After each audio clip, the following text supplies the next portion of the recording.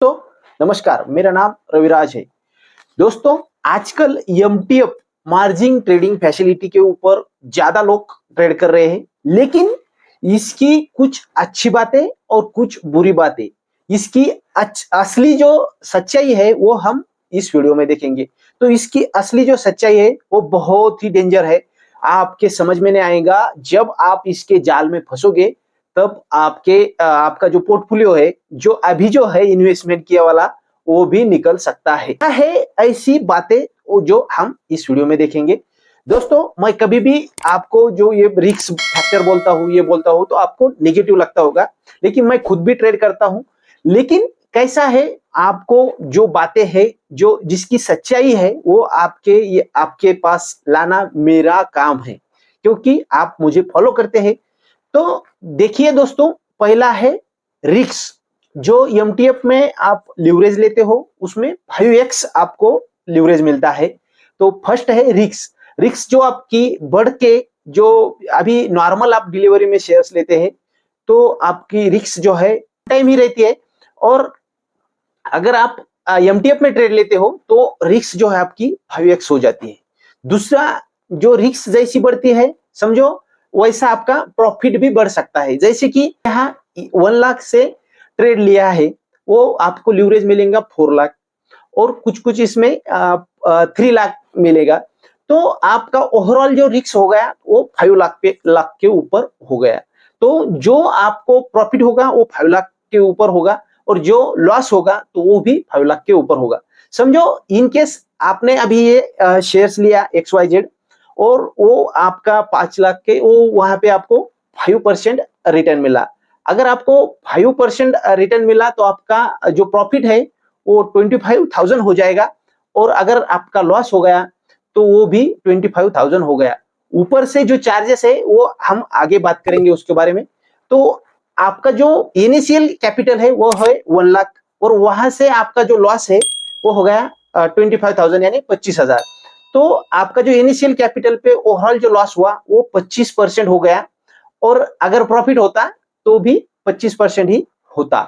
तो इस बात को समझिएगा, अगर ऐसे आपके एक दो ट्रेड फंस गए तो बहुत ही बड़ा आपको लॉस हो सकता है।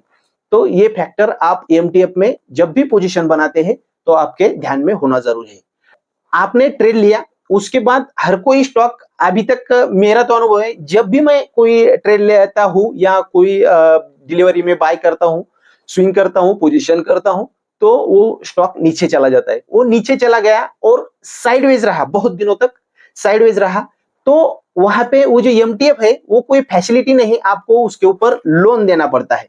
लोन वो भी आपको 18% से लोन होता है। 18%, कुछ कुछ थोड़ा 1% कम या 1% ज्यादा, लेकिन ओवरऑल जो ब्रोकर है वो एवरेज 18% से लोन देते हैं। तो 18% लोन यानी आपको जो मार्केट में रिटर्न मिलने वाला है वो 20% या 25% के ऊपर अच्छे शेयर में अगर आप रहेंगे तो ही मिलता है, नहीं तो 10%, 12%, 15% ही रिटर्न मिलता है। तो इस बात को, इस सच्चाई को आप समझिएगा। अगर वो कोई स्टॉक लेते हैं और वो थोड़ा नीचे जाता है, 1-2% ही नीचे जाता है, तो आप वो पोजीशन काटेंगे नहीं जल्दी, और वो साइडवेज महीनों तक रह सकता है या सालों तक भी रह सकता है। तो ये कोई बाय और होल्ड फैसिलिटीज नहीं है। तो ऐसे आप जब भी आप ट्रेड लेते हो, इसके ऊपर सोल्यूशन क्या है, जब भी आप ट्रेड लेते हो तो ब्रेकआउट पे ट्रेड लीजिएगा, ऐसे स्टॉक में लीजिएगा जो कम वोलेटाइल है, तो आपकी रिस्क थोड़ी कम हो सकती है। और जब भी आपको थोड़ा बहुत प्रॉफिट मिलता है तो लेके निकलिएगा, ज्यादा प्रॉफिट की कोशिश मत कीजिएगा। तीसरा जो इसका बैक पॉइंट है वो है, आपको अगर 2x का लीवरेज लेना है, समझो आपके पास 1 लाख रुपए है और आपको 2 लाख का ही ट्रेड लेना है, तो आप 2 लाख का ले सकते हैं, लेकिन जो 16,000 है वो आपके अकाउंट में ही पड़े रहेंगे। तो आपको जो ये देना है, इंटरेस्ट देना है, तो वो 1,60,000 पे ही देना है। तो इस बात को आप समझिएगा, आपको उसमें से कम लीवरेज नहीं ले सकते, आपको 5x लीवरेज ही लेना है। इस बात को आप थोड़ा समझिएगा। यहाँ पे आपको ब्रोकरेज देना पड़ता है। नॉर्मल जो अभी डिस्काउंट ब्रोकर है वो डिलीवरी में आप कोई शेयर्स लेते हैं तो ब्रोकरेज 0 लगता है, जो भी लगता है वो गवर्नमेंट के टैक्सेस और ये बाकी चीजें लगते हैं, डीमैट चार्जेस वगैरह। लेकिन आप जब भी एमटीएफ में लेते हैं तो वहां पे चार्जेस ज्यादा लगते हैं, आपने देखा होगा। और यहाँ पे मैं आपको भी ये दिखाने की कोशिश भी करूंगा।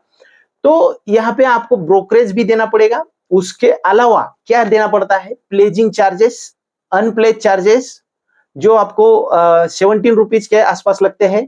और यहाँ पे ब्रोकरेज भी आपको देना पड़ता है आपके ब्रोकर के हिसाब से। और इससे उसके ऊपर जो इंटरेस्ट बनता है, आपने जो लिवरेज लिया हुआ है उसके ऊपर जो इंटरेस्ट बनता है, वो इंटरेस्ट भी आपको देना पड़ सकता है। तो इस बात का भी आप ध्यान रखिएगा। जो पॉइंट है वो, मार्केट आपका 5 डे ही चलता है, जैसे कि मंडे टू फ्राइडे ही चलता है, लेकिन आपको जो इंटरेस्ट देना है वो सैटरडे और संडे का भी देना है। तो जब भी आप कोई पोजीशन लेते हैं एमटीएफ में, तो थर्सडे या फ्राइडे को मत लीजिएगा, आप मंडे या ट्यूसडे को ही लीजिएगा, क्योंकि मार्केट चालू रहेगा तो आपका शेयर बढ़ेगा। अगर मार्केट 2 दिन बंद रहेगा, 3 दिन छुट्टी रहेगी, तो ऐसे में आप पोजीशन लेके मत जाइएगा। कभी भी संडे को ही मंडे को ही पोजीशन आप क्रिएट कर सकते हैं, जो एमटीएफ में आपके लिए अच्छा रहेगा, क्योंकि उस वीक में आपका पोजीशन निकल सकता है बाहर। तो इस बात को आप ध्यान रखिए। अगला जो पॉइंट है, आपने स्टॉक लिया, अगर वो साइडवेज फेज में चला गया, जैसे कि आप उसको कंसोलिडेशन फेज बोलते हैं, उसमें अगर चला गया तो आपको बहुत दिन रुकना पड़ सकता है। और बहुत दिन रुकना, डिलीवरी में कोई प्रॉब्लम नहीं, आप होल्ड कर सकते हैं, क्योंकि सीएनसी में आपने ऑर्डर लिए वाले हैं। लेकिन एमटीएफ में अगर लेते हैं तो वहां पे आपको इंटरेस्ट ज्यादा लग सकता है, इस बात का आप ध्यान रखिएगा। और अगर आपका ज्यादा लॉस में जाता है तो वहां से आप बराबर वहां से आप स्टॉप लॉस लेके निकलिएगा। तो इस बात का आप जरूर ध्यान रखिएगा। उसके बाद जो इंपॉर्टेंट पॉइंट है वो सबको ध्यान में रखने के बाद रखना चाहिए, और आगे हम क्या कर सकते हैं इसके अलावा वो भी देखेंगे।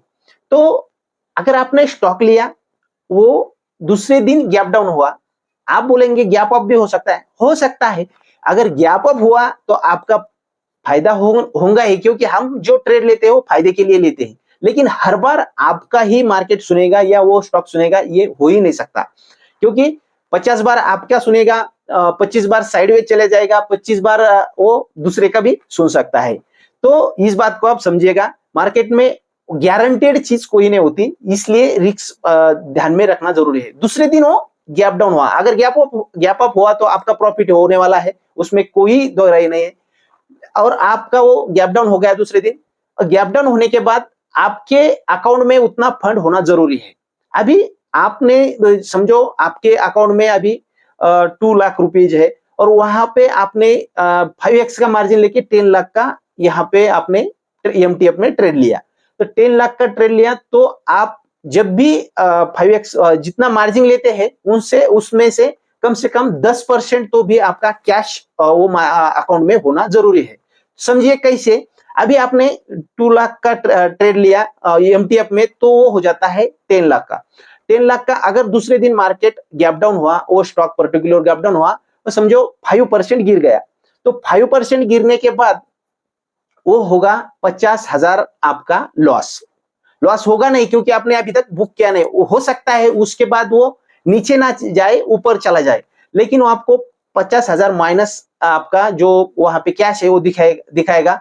तो आपका वहां पे कैश 50,000 होना जरूरी है अकाउंट में, कम से कम 10% वो अगर गिरता है, तो समझो आपने जब भी कभी आप 2 लाख का ट्रेड लेते हैं, तो आपके इसमें 1 लाख वहां पे कैश होना जरूरी है।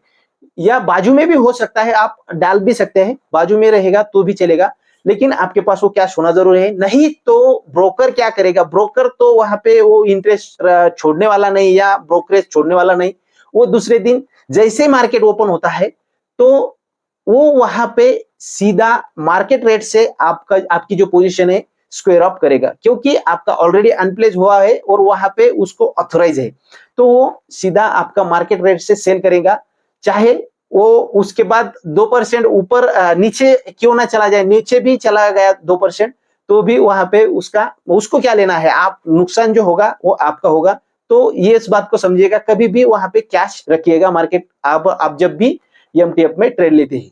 अभी इस समझते हैं कि आगे आप क्या कर सकते हैं इसके अलावा। एमटीएफ में तो अभी इतने निगेटिव पॉइंट है, तो इसमें कुछ पॉजिटिव पॉइंट भी है। अगर आपका स्टॉक अच्छा होगा, ब्रेकआउट पे होगा, या आपको फुल गारंटी के साथ है 90%, 99% आपको गारंटी की कल ये गैप अप ही होने वाला है, तो आप वहां से एमटीएफ में पोजीशन लीजिएगा। दूसरे दिन जैसे 1% 2% भी बढ़ता है, 2% भी अगर कोई स्टॉक बढ़ता है तो एमटीएफ में आपको 10% रिटर्न देता है। इस बात को समझिएगा आपके कैश के हिसाब से। तो 2% से ही निकल सकते हैं आप, 3%, 4%, 5% से भी निकल सकते हैं। ज्यादा बढ़ने की आप राह न देखिएगा। तो जो आप इसमें और क्या कर सकते हैं, तो दूसरा एक रास्ता है, अगर आपकी पोजीशन उसमें अच्छी होनी चाहिए, या आपकी जो कैपिटल है वो आप बड़े ट्रेडर होने चाहिए, क्योंकि आपको फ्यूचर में ट्रेड करना है। फ्यूचर में कैसे ट्रेड करते हैं, अभी ऑप्शन सबको समझ में आ रहा है, लेकिन फ्यूचर में ट्रेड करना ऑप्शन से अच्छा है। तो कैसे है कि फ्यूचर की जो प्राइस है वो उस पर्टिकुलर स्टॉक से स्टॉक की तरह ही बढ़ती है और स्टॉक की तरह गिरती है। अगर आप कॉन्फिडेंटली है उस स्टॉक में, तो फ्यूचर में आपको 5x मार्जिन मिलता है। वो कैसे है, जैसे कि आप यहाँ पे देख सकते हैं, यहाँ पे मैंने ये रिलायंस का अभी मुझे लग रहा है कि रिलायंस यहाँ से ऊपर जाने वाला है, तो मैं एमटीएफ में पोजीशन न लेते हुए यहाँ पे रिलायंस का अगले 3 महीने का यहाँ पे फ्यूचर बाय कर रहा हूं। तो फ्यूचर बाय करते समय ये ध्यान में रखना है कि कितना लीवरेज मिलता है, वो आप देखिएगा। अभी यहाँ पे रिलायंस का 500 क्वांटिटी का एक लॉट है, वहां पे 500 क्वांटिटी ही लेना पड़ेगा। इस बात के लिए मैं आपको बोल रहा था कि आप बड़े ट्रेडर होना जरूरी है। तो यहाँ पे 5x का मार्जिन मिलता है और मैं 3 महीने तक इसको होल्ड कर सकता हूं, या वहां पे अगर 3 महीने पे भी नहीं बढ़ा तो कैरी फॉरवर्ड भी कर सकता हूं। तो इस बात को समझिए, यहाँ पे आपको कोई इंटरेस्ट वगैरह नहीं देना है, जो भी देना है वो कैश। और इस कैश में भी आप अगर कुछ आपके लिक्विड बॉन्ड है या कुछ डेप फंड है, तो उसका भी आप यहाँ पे इस्तेमाल कर सकते हैं, लेकिन उसमें मत जाइएगा, आप कैश में ही यहाँ पे ध्यान दीजिएगा। तो ये आप कर सकते हैं अगर आप बड़े ट्रेडर है। अगर आप एमटीएफ में ट्रेड करना चाहते हैं, तो एमटीएफ में आप कम समय के लिए ट्रेड कीजिएगा। जैसे कि आज समझो एक आधा स्टॉक बराबर ब्रेकआउट पे आया वाला है और वहां से कल गैप अप होने की पूरी संभावना है, तभी इसमें ट्रेड कीजिएगा। कोई स्टॉक नीचे गिर रहा है और बहुत नीचे मिल रहा है, इसलिए मैं एमटीएफ में इसकी पोजीशन होल्ड करूंगा, तो ये नहीं हो सकता। यहाँ पे आपको ज्यादा लॉस हो सकता है। तो दोस्तों, एमटीएफ की ये थी सारी बातें।